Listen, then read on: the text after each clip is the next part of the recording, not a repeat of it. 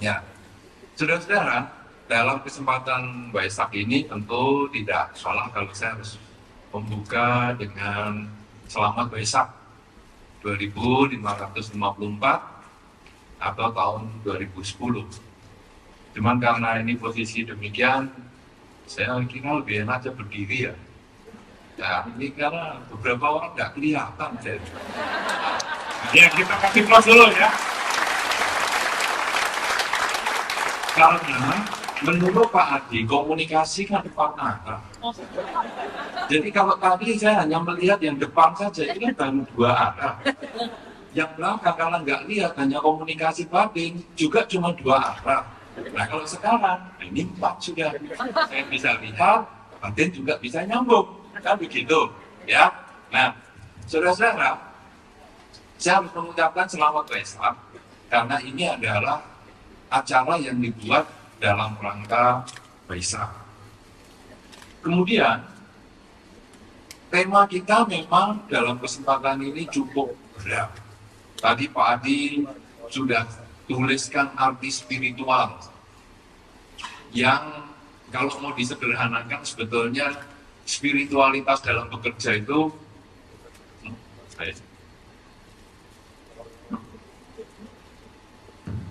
coba ya sama spiritualitas dalam bekerja. Tadi kan Pak Adi membuat berbagai macam definisi yang dari Wikipedia. Sebetulnya bahasa sederhananya ada kebatinan dalam bekerja. Nah coba baca terjemahannya tadi pengertiannya ya dong, ada unsur batin begini begitu ya yang mengarah ke sana ke sini, sudah jawabnya nama kebatinan dalam bekerja. Sehingga nanti pekerjaannya itu wah mesti pakai keris, pakai apa, kebatinan dalam bekerja. Serem banget, serem sekali. Udah nggak ada pakai jajasan begini. Ya nanti baunya sudah parfumnya ruangan itu dupa, kemenyan, kebatinan. Saudara-saudara, dalam rangka Waisak ini tentu kita berbicara unsur batin atau spiritualnya yang bersifat Buddhistis. Tetapi seperti yang sering kita sudah bahas, Dharma ini universal. Sehingga Anda yang Buddhis bisa melaksanakan, Anda yang bukan Buddhis juga tetap bisa melaksanakan. Karena tidak ada ritual yang mau dibahas. Sehingga spiritualitas dalam bekerja, pagi sebelum masuk kantor baca palitan, setelah duduk baca lagi, mau ketemu nasabah baca lagi, selesai baca lagi, kan kerjanya. Nah, jadi tidak ada unsur ritualnya. Karena itu Anda dengan segala macam keyakinan apapun juga Anda bisa lakukan atau Anda bisa praktekkan. Nah, saudara-saudara, kebatinan dalam bekerja, spiritual dalam bekerja, ini sering tadi seperti yang dikatakan oleh Pak Adi, banyak orang mengatakan kayaknya nggak bisa tuh kalau kita menggabungkan spiritual dengan pekerjaan. Tadi Pak Adi juga menyebutkan, Pak Iqbal rasanya juga menyebutkan hal itu, rasanya kok nggak bisa. Saudara-saudara, sebetulnya kita bukan tidak bisa, tetapi kita tidak mau menggabungkan. Kita menganggap seolah-olah urusan spiritual di luar pekerjaan. Urusan pekerjaan di luar atau berbeda dengan spiritual. Padahal sebetulnya kalau kita mau, bisa. Nah, untuk mau itu butuh tekad. Jadi, spiritualitas dalam bekerja ini sesungguhnya perlu tekad untuk mempraktekkan. Kalau tidak punya tekad, tidak bisa. Kalau punya tekad, itu dalam bahasa Surabaya, Itu namanya bonek. Lu, bonek, bondo, nekat. Bondo tahu? Anda tahu bonek ya? Tahu toh? Tahu singkatannya bonek? Oh, bonek itu artinya bondo, nekat. Bondo itu apa? Harta, modal, nekat, modalnya nekat. Nah, jadi kita sebetulnya spiritualitas dalam bekerja ini perlu jadi bonek. Cuma bukan bonek yang mecahin kaca, kemudian mengambil makanan nggak bayar, bukan itu. Tetapi sebetulnya bonek di sini artinya kita butuh tekad untuk mengusahakan hidup dalam spiritual. Kalau tadi Pak Adi mengatakan spiritualitas dalam bekerja itu temanya luas sekali, saya mau perluas lagi, kurang luas. Karena tema spiritualitas dalam bekerja menganggap, ini tadi dalam pembicaraan ini, menganggap pekerjaan itu selalu urusan jadi pegawai. Terus kapan bosnya datang? Apa ini kita pertemuan hanya untuk para pegawai, karyawan, lalu bos kemana? Masa suruh pulang? Kalau sekarang kemudian kita tidak mempunyai karir di kantor, kita berkarir di rumah, buka toko, apa kita tidak perlu spiritualitas? Kalau kita sebagai perumah tangga, apa kita tidak perlu spiritualitas itu? Kalau kita sebagai anak kuliah, apa kita tidak perlu spiritualitas itu? Semuanya kan perlu. Karena itu tema ini kurang luas. Temanya mungkin saya mengusulkan spiritualitas dalam berkarya. Jadi, tapi ini tidak termasuk golongan apapun saja. Jadi, berkarya. Saya tidak mau mengungkapkan satu partai apapun juga. Jadi, spiritualitas dalam berkarya artinya segala bidang yang Anda kerjakan itu butuh spiritualitas.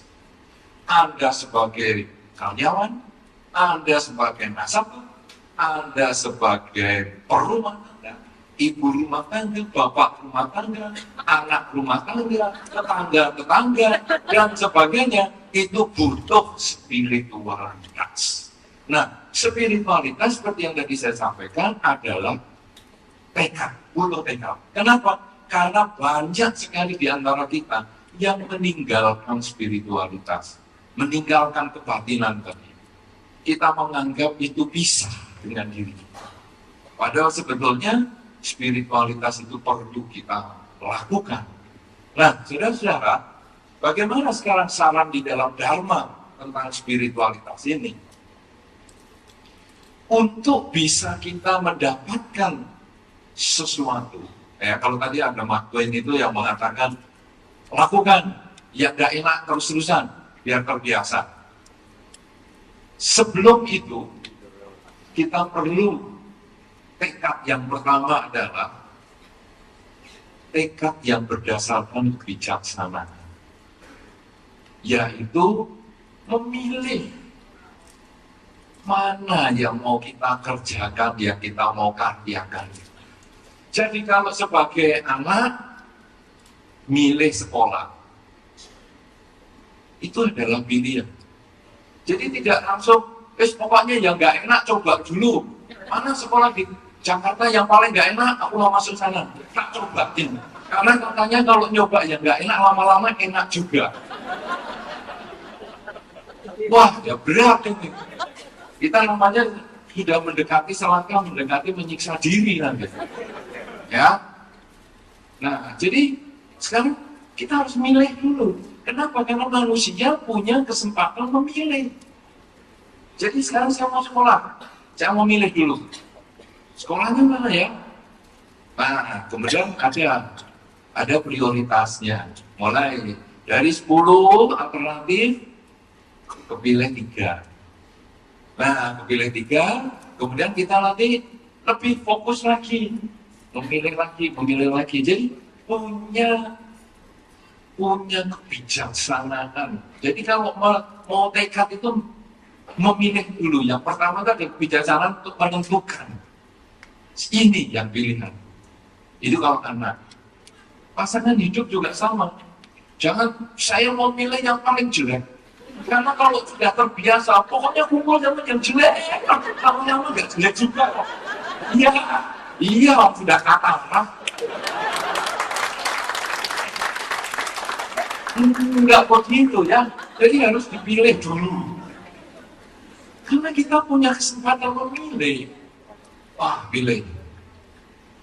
Kakaknya atau adiknya apa pembantunya. Terlalu jauh. Terlalu ya, meleset dong. Pacaran, orangnya jarang di rumah, terus ngobrolnya sama babysitternya. Gitu. Kamu dapat babysitternya. Wah, kacau ini. Meleset, tapi yang nggak meleset itu memang sudah jatuh temponya. Nah, jadi kita punya hak memilih. Pasangan hidup kita harus pilih. Jadi itu ada tekad. Memilih itu kan ada tekad. Apakah Anda mau menjadikan ini sebagai pasangan hidup? Ya, sebetulnya tekad. Iya. Kan tidak bisa mengatakan sebentar, saya pikirnya dulu. Jawabnya mesti iya. Ya, saya sudah mengikuti banyak pemberkahan perkawinan. Kalau ditanya kan begitu. Janji perkawinan itu kan tekad sebetulnya. Saya mau menjadikan ini si dia sebagai pasangan hidup saya selama suka dan duka dan seterusnya. Bagaimana? Ya, bersedia. Kan begitu. Untuk memilih. Kemudian Anda juga bekerja, memilih kantor. Ini juga perlu. Jadi bukan bos mana yang paling galak, aku mau masuk. Karena kalau sudah terbiasa, kalau nggak digalak, rasanya nggak enak. Kelainan ini sudah menyakiti diri sendiri. Tidak begitu, kita pilih. Dari beberapa pekerjaan atau kantor ini, bos mana yang paling baik? Kalau ketua cabang kasih pelayanan mungkin juga loh. Pimpinan cabangnya, kayaknya Pak Ekman itu. Kepala operasinya, iya, tukang operasi. Ternyata kepala operasi. Oh, nggak beda ya? Tapi pakai nama operasi. Oh ya. Nah, jadi kita mulai pilih bos yang mana ya yang cocok. Ini butuh kebijaksanaan. Ya, Anda memilih. Saya memilih, misalnya Anda mengatakan, saya memilih sebagai orang yang kerja di rumah. Itu pilihan. Ya, jadi nomor 1, gunakan hak pilih. Coblos. Pilkada, Ya, gunakan hak pilih Anda semua. Kenapa? Karena itu adalah dasar spiritualitas dalam berkarya. Karena kalau Anda sudah tidak senang, bagaimana Anda mau bekerja? Mau berangkat saja sudah sakit-sakitan. Bangun tidur ketemu pasangan hidup itu lagi. Sudah nggak suka, ketemu lagi. Kapan matinya? Sulit, saudara. Jadi kalau senang, rasanya mau tidur saja sayang. Nanti kalau tidur 5 jam, berarti aku 5 jam nggak ketemu kamu. Berarti aku dalam 5 jam ini harus mimpi kamu. Supaya dalam tidur pun. Kenapa, saudara? Karena itu konsekuensi pilihan. Nah, sudah memilih pekerjaan, memilih sekolah, memilih pasangan hidup, dan sebagainya, maka tekad yang kedua adalah kalau sudah pilih, jalani. dengan sungguh-sungguh, dengan segala konsekuensinya. Jangan milih mau enaknya saja. Karena seperti tadi Pak Iqbal juga sudah sampaikan di awal pertemuan kita, hidup ini ada perubahan. Yang kita pilih kadang berubah. Tapi kalau kita sudah niat pilih itu, tekad kita sudah ada, jalani dengan kesungguhan. Jadi misalnya di mana? Sekolah. Saya sudah pilih sekolah di sini. Oke. Waduh, ternyata kok gurunya menjengkelkan, ya pindah tempat. Tidak, ini konsekuensinya. Sekarang baru kita berbicara teorinya Mark Twain lagi. Yang tidak enak, teruskan. Terus. Nanti lama-lama enak sendiri. Ya, jadi kalau AP belum enak hari ini, besok dimakan. Belum enak lagi, minggu depan. Belum enak lagi, bulan depan. Belum enak lagi, tahun depan. Tapi apa itu tahun depan itu? Udah hitam semua bentuknya. Ya, tapi inilah baru berbicara yang tadi. Bahwa kalau kita sudah memilih, ada konsekuensi logis yang harus kita pertanggungjawabkan dan kita jangan mengeluh, jalani. Karena itu kalau memilih pasangan hidup misalnya, Anda jangan memilih yang nilai positifnya. Jadi Anda memilih, kenapa kamu memilih si A, wah si A ganteng. Kenapa kamu memilih si B, karena si B cantik. Kalau Anda memilih nilai positifnya, Anda akan kecewa. Tapi Anda kalau memilih, pikirkanlah nilai negatif yang dia miliki. Yang sanggup Anda kerjakan, yang sanggup Anda tanggung, pilih dia. Wah, dia orangnya menjengkelkan. Sanggup nggak saya kumpul sama dia yang menjengkelkan itu? Saya sanggup, karena saya orangnya cuek. Kamu mau ngomong apa, mau muka bentuk apa, nggak pusing. Aku sanggup pilih dia. Wah, ini orangnya cerewet. Sanggup? Sanggup, karena saya publik. Kalau sudah begitu, pilih dia. Kenapa? Karena ini konsekuensi logis yang harus kita tanggung untuk jangka panjang. Sama dengan kalau ambil kredit mungkin. Saya tadi contohnya Pak Adi banyak sekali contoh tentang bank. Karena beliau kalau masuk bank, saya apa aja nggak punya. Ya minta maaf saya nggak bisa ambil contoh banyak-banyak.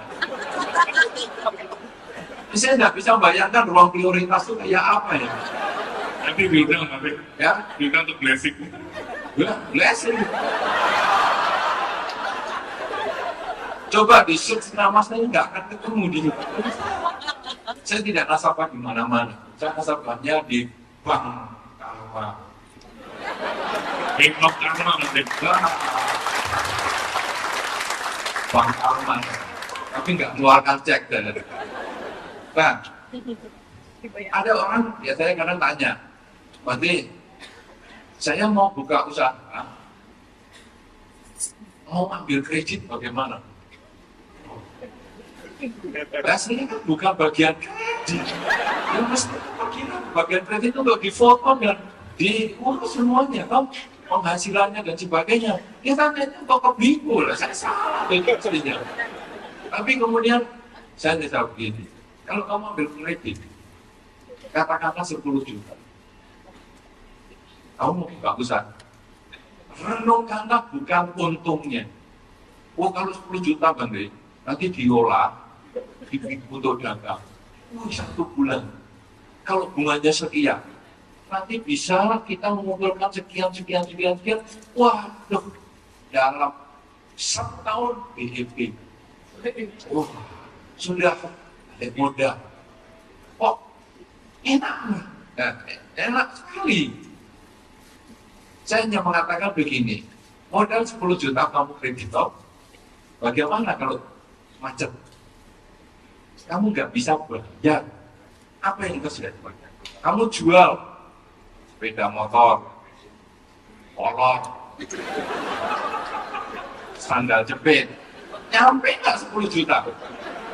Kalau nggak nyampe, berarti kan kita berbicara kemungkinan terburuk. Kalau nggak nyampe, jangan pinjam segitu. Oh, sepeda motor cuma 5 juta, Bante. Ya sudah, kalau gitu kamu ambil 5 juta. Karena seingat saya, bank tidak terima kolor. Oh, nggak ada, Anda saya nggak terima itu. Jadi, oke. Kalau gitu kamu kreditnya diturunkan. Kenapa? Risiko terburuk yang kamu sanggup ambil. Karena itu yang harus kamu hadapi di dalam kehidupan sehari-hari. Pasangan hidup, cari yang risiko terburuk yang sanggup kita terima. Kalau Anda punya pilihan 3 orang, 5 orang, dan sebagainya, pilih kekurangan mereka di mana dan risiko terburuk. Itu yang kita ambil. Karena itu yang kita harus kumpul untuk waktu yang lama. Pendidikan di mana, kantor di mana, semuanya punya risiko terburuk. Bekerja apapun juga, berkarya apapun juga, di rumah, di mana saja, itu ada risiko terburuk. Risiko terburuk yang sanggup kita tanggung. Itulah yang kita pilih. Karena itu, ketika kita sudah memilih, maka kita harus jalani semaksimal mungkin. Kalau sampai ada kesulitan, hadapi terus, hadapi. Kenapa? Dengan kata-kata tadi. Kalau kita sulit, kita stres, itu karena harapan kita terlalu tinggi. Sekarang, tahap tekad yang ketiga adalah kita harus bisa mengembangkan kerelaan. Kerelaan itu artinya harapan kita kadang-kadang harus kita sesuaikan. Jadi kita maunya, wah, kalau saya bekerja keuntungannya harus sekian banyak. Wah, pasar kok tidak mendukung. Apa yang harus kita lakukan? Kita menyesuaikan diri. Itu yang disebut dengan kerelaan, mampu beradaptasi. Karena kalau kita sudah bisa sering beradaptasi, kalau kita mahir beradaptasi, perubahan apapun juga tidak akan menggoyahkan kita. Ya, tadi sudah dikatakan juga oleh Pak Ekwari bahwa ada perubahan di pekerjaan dan lain sebagainya, ketemu orang yang menjegalkan dan sebagainya. Itu adalah perubahan yang kalau kita mengembangkan tekad yang ketiga yang disebut kerelaan ini, kita akan lebih fleksibel. Oh, ketemu orang yang seperti itu, ada habis saja. Kenapa? Termasuk latihan sabar. Kita harus membangkitkan satu nilai positif di dalam diri kita. Kalau ada kesulitan, jangan anggap itu sebagai kesulitan. Tapi kesulitan itu justru kesempatan kita untuk belajar.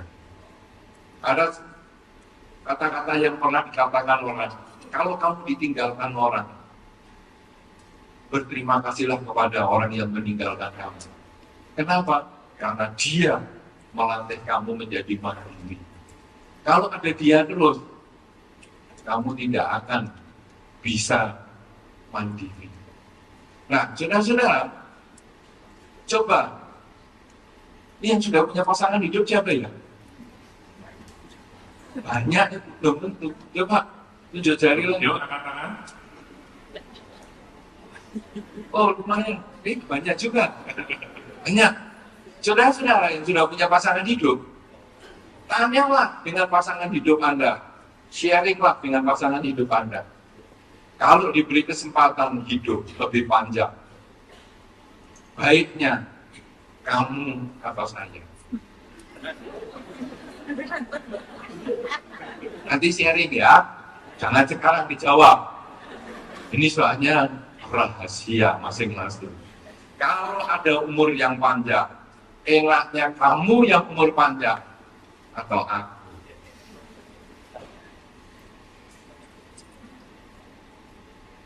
Dari survei yang dilakukan, survei kecil-kecilan,